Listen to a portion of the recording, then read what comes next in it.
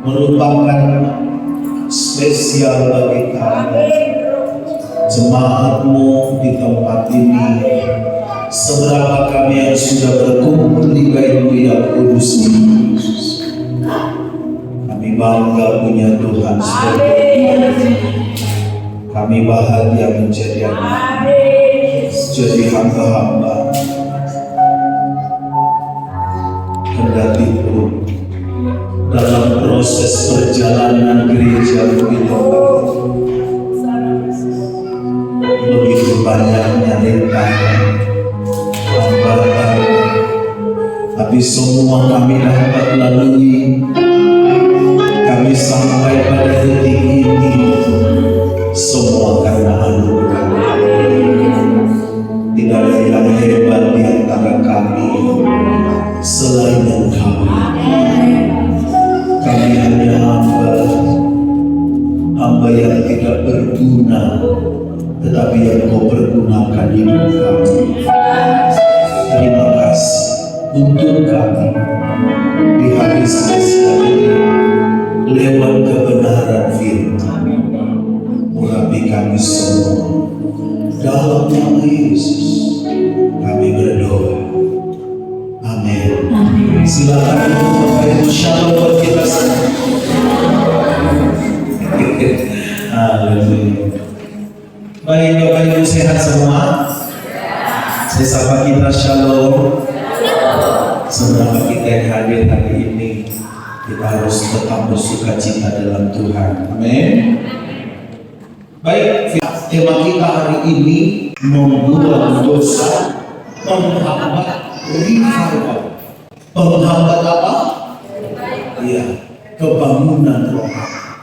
Nah, saudaraku yang diberkati oleh Tuhan, kembali saya jelaskan, ingatkan kepada kita, kebangunan rohani dalam gereja adalah merupakan karya kedaulatan Roh Kudus yang memulihkan kehidupan spiritual umat.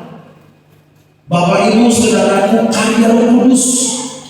Tapi bukan berarti karena karya Roh Kudus kita tidak ada andil di sana.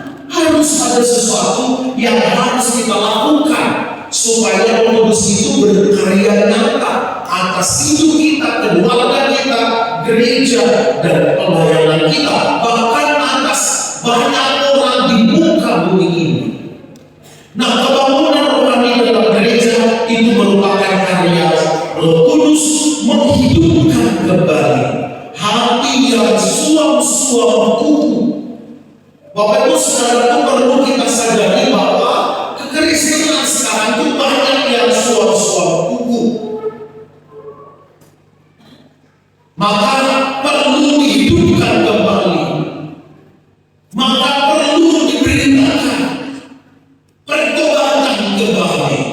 Ini bukan sekedar membangun emosional kita dalam ibadah, melainkan membangun komitmen ulang kepada Injil Yesus Kristus yang menghasilkan praktik kekudusan dalam kehidupan sehari-hari, Bapak Ibu.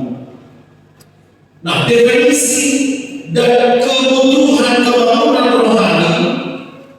Kebangunan rohani adalah tindakan meniupkan napas kehidupan kembali pada gereja yang lesu. Bapak Ibu Saudara, Allah keadaan gereja banyak yang lesu hari-hari ini. Lesu berarti tidak bergairah, tidak bersemangat. Gereja, orang-orang percaya dalam gereja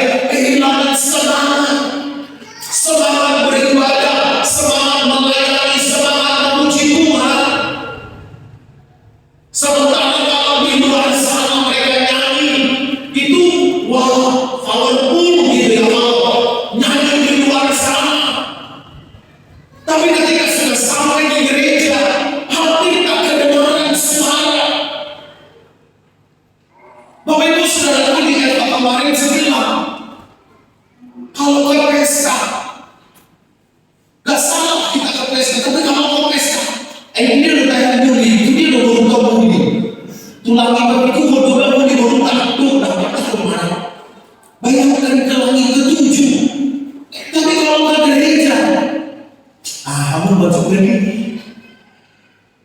aduh benar-benar rusakku, masih sibuk aku sekarang. Saudara sekalian, maka kebangunan rohani ini harus terus diperdengarkan di dalam gereja supaya kita jemaat Tuhan terus mengalami kebangunan rohani. Katakan amin. Meniupkan nafas kehidupan kembali kepada gereja yang lesu, orang-orang percaya dan gereja yang sudah mengalami kelesuan, semangat ada lagi, gairah tidak ada lagi. Kita membutuhkannya karena gereja perlu terus-menerus bertobat. Pertobatan tidak hanya sekali, tapi terus-menerus dari sehari ke sehari kita harus mengalami pertobatan. Bapak Ibu Saudara sekalian, ia memastikan kerendahan hati dan kesadaran, ia mendalam akan dosa. Nah itu sebabnya ada teman saya yang baru buka pelayanan, Ibu Gembala ini dan Bapak Gembala ini sering datang. Kita sering-sering di rumah makan dan bertabur. Mereka baru memulai beberapa tahun. Mereka mengalami gejolak yang hebat, tantangan yang hebat. Bapak Ibu sering lupa. Kalau kami tegur nanti seperti itu, jangan-jangan dia keluar dari gereja dan gereja lain. Karena rasa takutnya ada, tapi saya bilang bukankah tujuan kita bukan hanya mengumpulkan jemaat supaya banyak, bukan sebatas itu, tapi tujuan kita adalah mendidik, mengajar, menegur supaya semua bertobat, supaya semua meninggalkan dosa. Dan banyak memang orang tidak suka ditegur, tidak suka dinasehati. Itu sudah zaman akhirnya merupakan sifat manusia.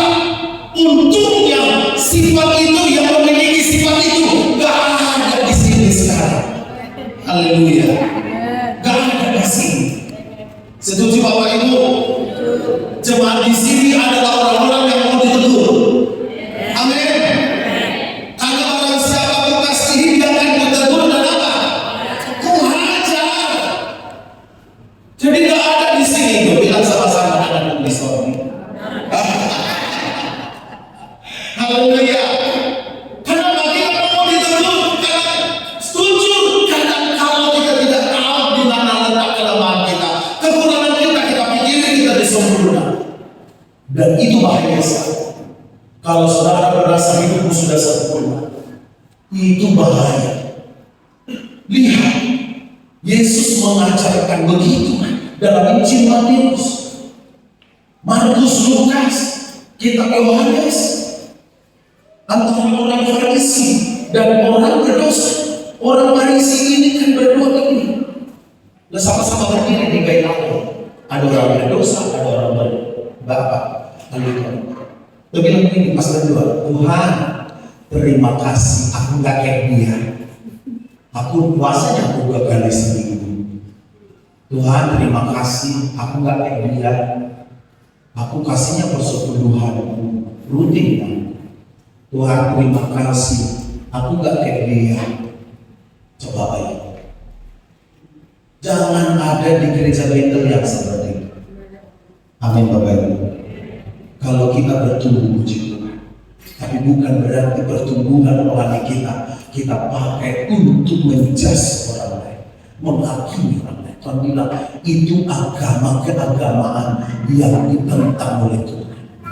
Seharusnya kita semua sadar masing-masing kita punya kekurangan. Kekurangan kita itulah yang harus kita bawa kepada Tuhan supaya Tuhan terus memperbaharui hidup kita. Yang setuju katakan amin. Nah, tanda-tanda kebangunan rohani sejati, ada pertobatan yang sungguh-sungguh. Fokus pada berbalik dari dosa, bukan hanya mencari pengalaman emosional. Saya tidak mau di gereja kita yang hanya pengalaman emosionalnya. Tadi ketika kita berdua, aku kayaknya bicara Tuhan deh, makanya getar-getar begini.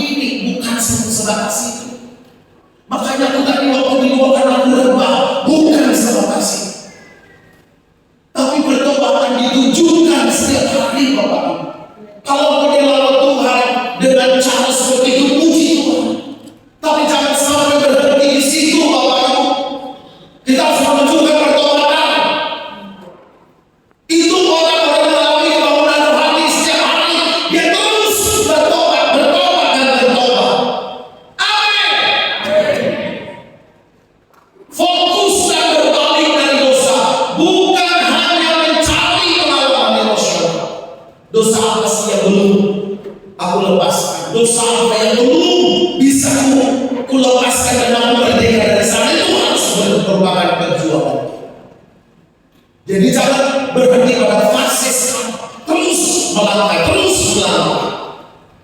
Kasih yang radikal, yang tanda-tanda kebangunan rohani sejati dalam hidup orang percaya adalah kasih yang radikal. Bilang sama-sama, kasih yang radikal. Maksudnya kasih yang radikal ini seperti apa? Nah, seperti kasih atau lalu dengan segenap apa?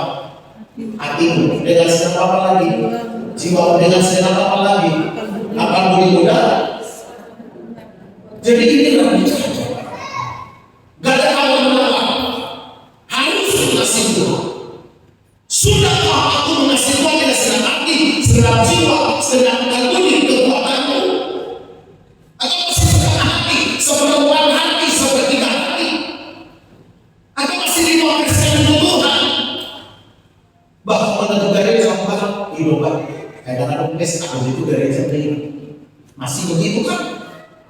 Tiba-tiba kalau ada pesta itu kita memilih lebih pesta. Dan ada kegiatan asing daripada sedia tiba berangkat ke gereja. Sebatas itu kan? Bapak Ibu Saudara harus perhatikan apapun yang terjadi, ibadah harus prioritas. Harus mengutamakan Tuhan. Iko beribadah doa.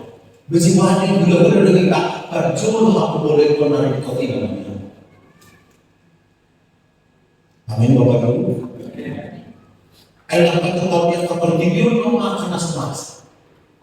Pagkakabawang na buulang pesta, ikon harimin. Asa sudra akan ako sila makunin. Lamansang ang mga ni Martilyon, makilala ko haminya sa loob. Ikut sa kasi. Kami lang mo sila radikal sa mga radikal. Apapun yang terjadi, hubungan yang kerugian, masuk surga Allah. Aku berlomba Tuhan sejadi muda. Setuju katakan amin. Itu Pak. Perlu. Tapi aku harus lebih mengutamakan Tuhan dari segala. Jangan cuma nyanyi kalau segala di dalam hidupku. Bapak Ibu Saudara, tapi buktikan bahwa Tuhan segala. Jadi kasih kepada Tuhan itu harus radikal. Arti radikal di sini tidak bisa diubah sama buktikan siapa. Tidak bisa digeser siapapun oleh apapun, termasuk oleh uang, jabatan, atau hal-hal yang menarik menurut Anda. Karena itu akan sengaja dunia lakukan memisahkan kita dari Tuhan. Tapi Tuhan sedang mencari orang-orang yang radikal mengasihi Tuhan, dan itu ada di dalam diri hari ini. Yang setuju akan kami Tuhan. Nah, Bapak Ibu, apalagi tanda-tanda pembangunan rohani terjadi atas hidup kita? Praktik kekudusan. Perubahan hidup yang mengasihi Allah dan sesama. Bapak Ibu Saudaraku, praktik perubahan nyata dalam kehidupan sehari-hari, baik di keluarga, pekerjaan maupun studi. Jadi jangan main-main dengan kekudusan. Ya, maka selalu saya katakan pertobatan itu terjadi terus-menerus sampai kita lepas dari dosa itu. Dosa apa? Terkadang kita nggak tahu, nggak sadar ada dosa yang menempel di hidup kita. Mungkin itu seperti pembahasan kita beberapa hari yang lalu, beberapa minggu yang lalu. Mungkin dosa menyimpan kesalahan orang lain, dendam kepada orang lain, sakit hati kepada orang lain. Yang itu kita simpan-simpan. Bagaimana kita lihat firman Tuhan? Bagaimana kita mesti lepas dari situ, Bapak Ibu, supaya kita terus mengalami kebangunan rohani. Mari kita baca Alkitab, Bapak Ibu, dari kitab Yesaya pasal yang ke-59 ayat 1 sampai 2. Kita baca ayat firman Tuhan ini secara bersama-sama dalam hitungan yang ketiga. 2, 3. Sesungguhnya tangan Tuhan tidak kurang panjang untuk menyelamatkan, dan pendengarannya tidak kurang tajam untuk mendengar. Terus ayat 2, tetapi yang merupakan pemisah antara kamu dan Allahmu ialah segala kejahatanmu, dan yang membuat dia menyembunyikan diri terhadap kamu sehingga ia tidak mendengar ialah apa? Segala dosa. Jadi jelas, tangan Tuhan tidak kurang panjang untuk memberkatimu, memberkati aku, memberkati gereja, memberkati keluarga kita. Telinganya bukan kurang tajam mendengar doa kita, tapi yang menghambat apa? Apa yang menghambat ayat 2? Ialah segala apa? Kejahatanmu yang membuat dia menyembunyikan diri terhadap kamu sehingga tidak mendengar ialah segala apa? Nah, dosa apa kira-kira ini? Banyak orang mengira Tuhan jauh ketika doa tidak dijawab dan hidup terasa kering. Namun firman Tuhan menegaskan bahwa masalahnya bukan pada tangan Tuhan yang kurang kuat, bukan tangan Tuhan yang kurang panjang, bukan telinganya Tuhan kurang tajam mendengar, melainkan pada dosa yang menjadi penghalang, penghambat. Nah, Bapak Ibu, pemulihan selalu dimulai dari ketika umat menyadari apa memisahkan mereka dari Allah. Yang kita lakukan agar menghambat revival, kebangunan rohani ini, penghambatnya ini disingkirkan dari hidup kita, keluarga kita, gereja dan pelayanan kita ini. Pertama, sama-sama kita baca 1, 2, 3. Mengenali, ikuti Bapak saya ya. Mengenali Allah. Sama-sama 2, 3 ya. Hal-hal itu maksudnya penghambat itu tadi. Dosa menciptakan jurang pemisah antara manusia yang bersalah dengan Allah yang kudus. Pemulihan tidak mungkin terjadi selama penghalang rohani tidak disadari atau tidak diakui. Tuhan memanggil kita untuk jujur dan melihat hal sebelum mencapai pertolongan.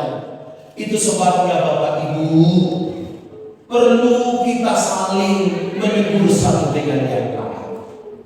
Dan kalau kita lagi tegur, jangan sakit hati. Lalu akhirnya kita mogok tidak gereja, tidak pelayanan. Teguran itu perlu. Dan di gereja itu kita mesti saling menegur. Kalau saya menegur saudara, tujuan saya supaya kita makin maju. Jangan sakit hati kalau kita bilang, apa yang kamu nanti dari tadi? Contoh, gak ada komandan komandan. Nah, jadi dulu kalau aku bilang begitu, jangan sakit hati. Karena tujuan saya mendidik saudara, mendidik kita semua supaya kita semua bertumbuh dengan baik. Amin. Kalau saya tegas sama anak-anak, masuk.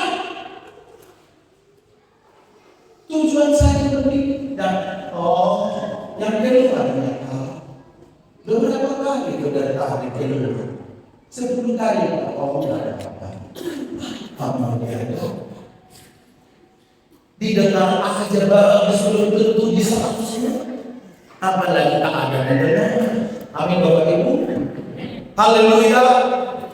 Jadi kalau kita saling menegur itu perlu, bahkan suami istri harus saling menegur. Jangan terjadi pembiaran. Ngomongin coba dia yang berapa, dia berapa. Ayo kita saling koreksi di rumah. Mana kata, bos sama berdoa, orang ada gitu. Jangan, justru bagus saling mengoreksi. Amin. Sama pelayan harus saling mengoreksi. Ya, maka saya terbuka. Kalau saya juga salah, amal takol, tegur saya. Jangan malah dibenci, jangan. Tegur. Akhir malam masih masalah. Puasa. Ini dia datang ke Tunggu supaya kita bisa duduk bersama. Kan saya nggak lihat kedatangan saya. Curi dulu lapar dan dia orang kalau makanya perlu ada yang asa sadar di kekurangannya bertumbuh bersama. Sadar akan dosanya. Amin. Jadi siap saling menegur Bapak Ibu. Pelayan-pelayan Tuhan siap saling menegur. Jemaat ditegur gembala siap. Melodiku hehe. Tepuk tangan dulu sama-sama. Tujuan kita sedang bertobat. Karena banyak gereja hanya sekedar mengumpulkan jemaat. Setiap jemaat mau beribu kakak, tidak ada bertobat, tak bodoh. Saya tidak mau itu terjadi. Saya mau kita semua betul-betul bertobat, Bapak Ibu. Ya, karena kalau tak bertobat, bukan kurang panjang tangan Tuhan memberkati kita, menolong kita. Telinga yang bukan kurang tajam mendengar doa kita, tapi dosa apa ini? Dosa hotel. Simpan terus. Hotelnya itu terus tak ubah. Ya. Hotel kosong, teras enak, lagi terbuka. Ya. Bapak Ibu, kadang kita melihat manusia tidak lihat, tapi saudara dan Tuhan bisa tahu. Saudara yang tahu dengan Tuhan. Itu sebabnya bereskan hati. Kenali dosa yang menghalangi. Yang kedua, sama-sama 2, 3 ya. Mengakui pelanggaran. Tuhan tidak berubah, tapi dosa membuat wajahnya tersembunyi dari umat. Hubungan dengan Allah menjadi rusak dan terputus. Ya. Maka Bapak Ibu, akui pelanggaran. Apa yang membuat Raja Daud berbeda dengan Raja Saul? Apakah Raja Daud itu? Kan ada Alkitab. Raja Daud itu berkenan sama Tuhan. Diindahkan Tuhan begitu. Kenapa? Daud juga berdosa. Mohon maaf, dosanya sampai mengambil istri orang. Nah, Saul juga berdosa. Tapi sayangnya Saul ini menyembunyikan dosa. Daud mengakui dosa, mengakui pelanggaran. Bukan berarti Bapak Ibu dalam kita lakukan dosa ini nanti kita akui, bukan. Tapi maksud saya di situ, jangan ada yang menganggap dirinya sudah paling suci sedunia. Ya. Itu justru Tuhan Yesus bilang, kau munafik kata Tuhan kepada orang Farisi, ahli Taurat itu. Kau tidak lebih dari kuburan, dari luar kau kelihatan suci. Dan dia, apalagi belumnya pakai baju baru atau pakai besok malaikat mau, Allah ini bergeser orang tulang berulang. Ini boleh pakai baju darah ganti soalnya nama berganti, tapi di dalam hati musuh. Nah, itu sebabnya kita harus bersihkan hati kita. Katakan amin. Kenapa? Karena hati kita ini tempat Allah berada, harus bersih, harus kudus. Bagaimana caranya akui? 1-9 boleh ditampilkan. Ayo, 1-9. 1-9. Apa kata firman Tuhan di sana?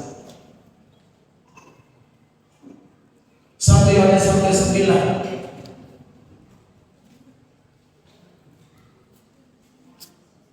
Sama-sama 2, 3 ya, berbuka-buka. 1-9.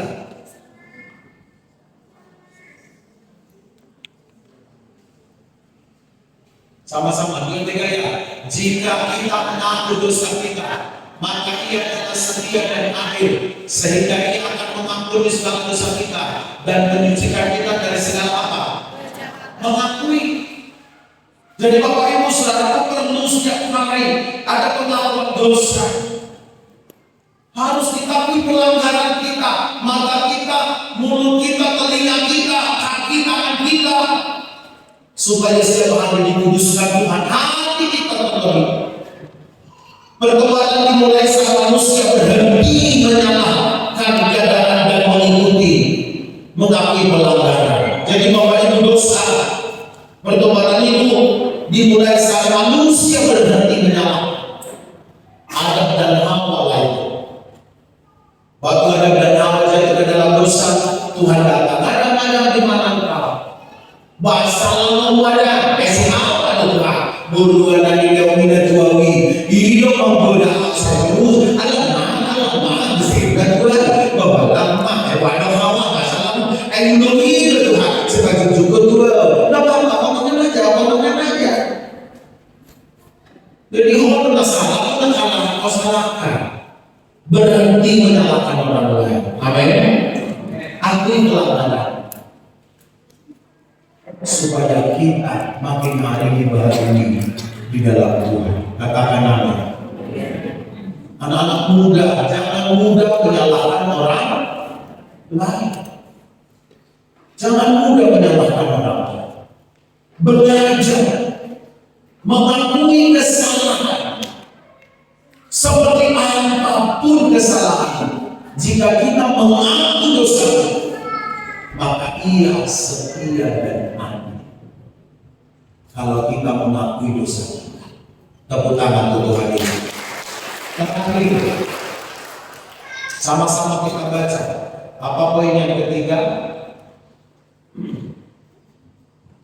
2, 3 ya. Menyingkirkan. Menyingkirkan itu berarti menjauhkan, melepaskan diri kita dari kejahatan. Pertobatan sejati bukan hanya sampai pada titik penyesalan, tetapi meninggalkan dosa sepenuhnya. Dosa apa yang masih kita pelihara hari ini? Kita yang tahu dengan Tuhan. Dosa apa yang kita pelihara sampai hari ini? Masih tetap kita lakukan. Kita harus berangkat dari sini. Kita harus lepas dari sini. Kita harus merdeka dari sini. Allah memulihkan umat yang mau melepaskan kejahatan, bukan yang memeliharanya diam-diam. Pemulihan rohani datang ketika hidup kembali diselaraskan dengan standar kekudusan Tuhan. Bapak Ibu, ambil sikap dari sekarang. Kita harus singkirkan dosa. Kembali, saya tahu dosa apa yang masih saya lakukan. Maka saya harus berbereskan dengan Tuhan, dan saya harus menyingkirkan. Bagaimana menyingkirkan? Menjauhkan diri dari dosa itu. Nah, kemenangan daripada Yusuf, sehingga Yusuf bisa lepas dari jeratnya tangkil Potifar, itu karena dia lari meninggalkan dosa. Amin Bapak Ibu. Dia lari meninggalkan dosa. Jadi dosa itu perlu ada tindakan yang nyata dari kita. Bagaimana kita meninggalkan? Jangan malah kita pelihara, kita sayang di dosa. Jangan. Kita harus bilang, mulai dari sekarang aku tinggalkan. Sudah puluhan tahun kita bersama, tapi firman Tuhan hari ini berkata, oh harus melepaskan, supaya tangan Tuhan memberkatiku dan Tuhan mendengar doa. Katakan amin. Supaya aku senantiasa mengalami kebangunan. Karena kebangunan rohani ini jangan hanya terjadi di gereja saja, tapi kebangunan rohani ini pulang dari gereja. Tidak hanya terjadi hari Minggu saja, lalu hari Senin mulai Selasa sudah di titik nol. Jangan. Kebangunan rohani harus kita alami hari Minggu, Senin, Selasa, Rabu, Kamis, Jumat, Sabtu, Minggu, kembali terus. Kita nikmati indah bersama Tuhan. Jangan hari Minggu masih menggelora. Ibaratnya cinta masih berbunga-bunga, masih mau sama-samanya. Tapi mulai dari Senin, lahir bunga itu. Jangan.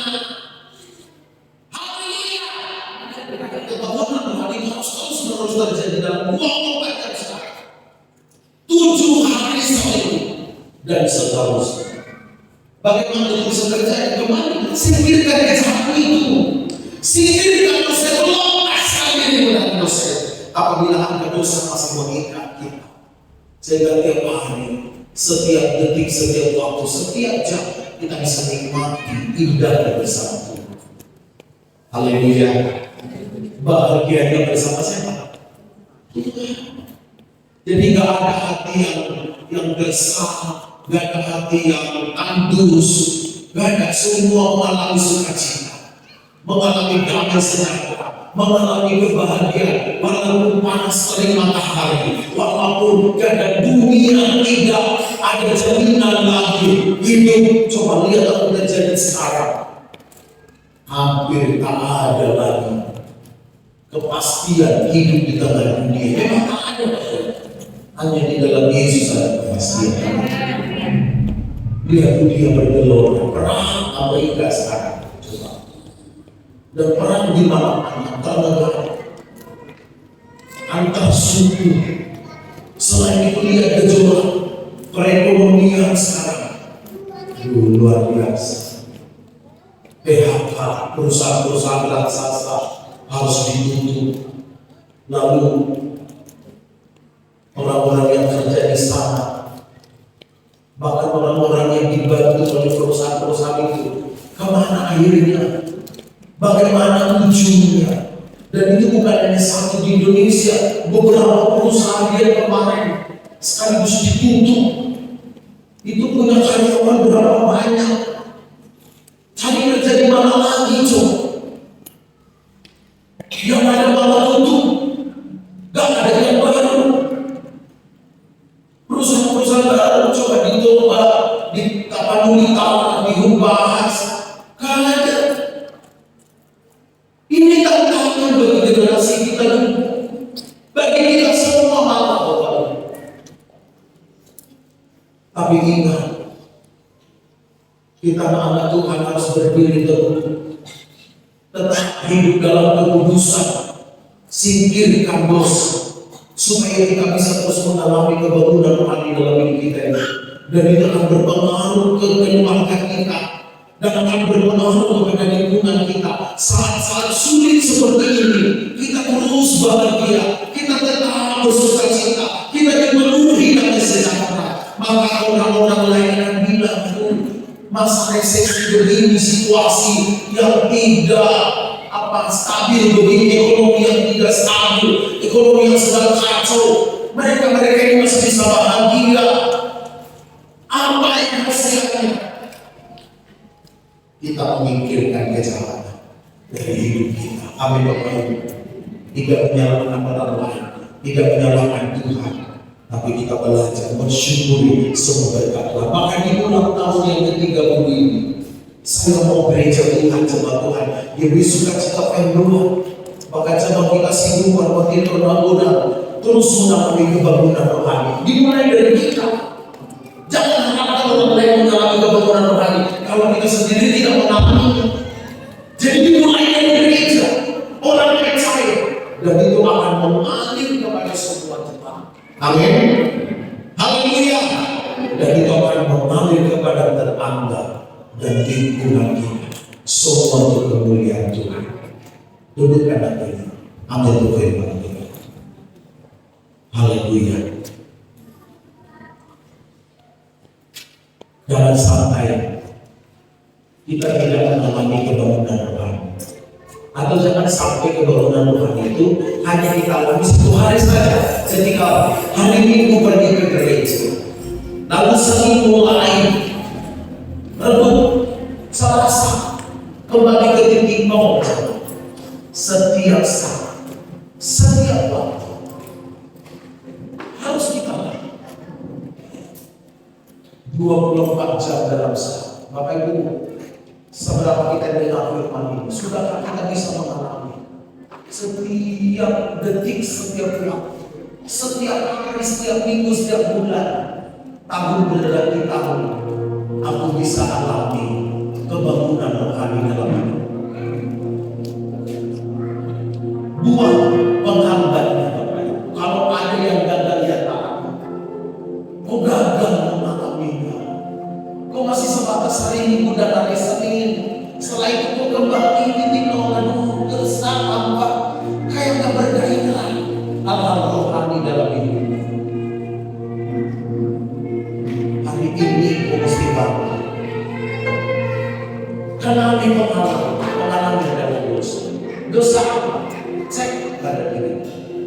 Dosa akan membuat aku tidak mengalami pertumbuhan rohani yang baik.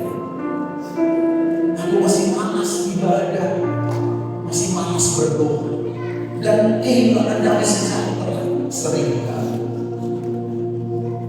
Karena dosa itu, aku dosa itu di hadapan Tuhan. Dan mulai sekarang singkirkan dosa, jauhkan dari hidup supaya kau terus sehat pertumbuhan pagi. Maka lihat, dan kau akan tumbuh menjadi besar, dan akhirnya hidup berpengaruh. Kau bisa membawa kebangunan rohani kepada keluarga, kepada orang-orang di sekitar, kepada lingkungan. Haleluya. Ini hidup kami. Ini hidup kami.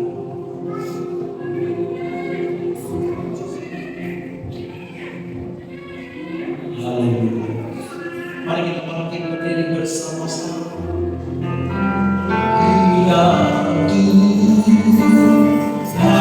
diajar ku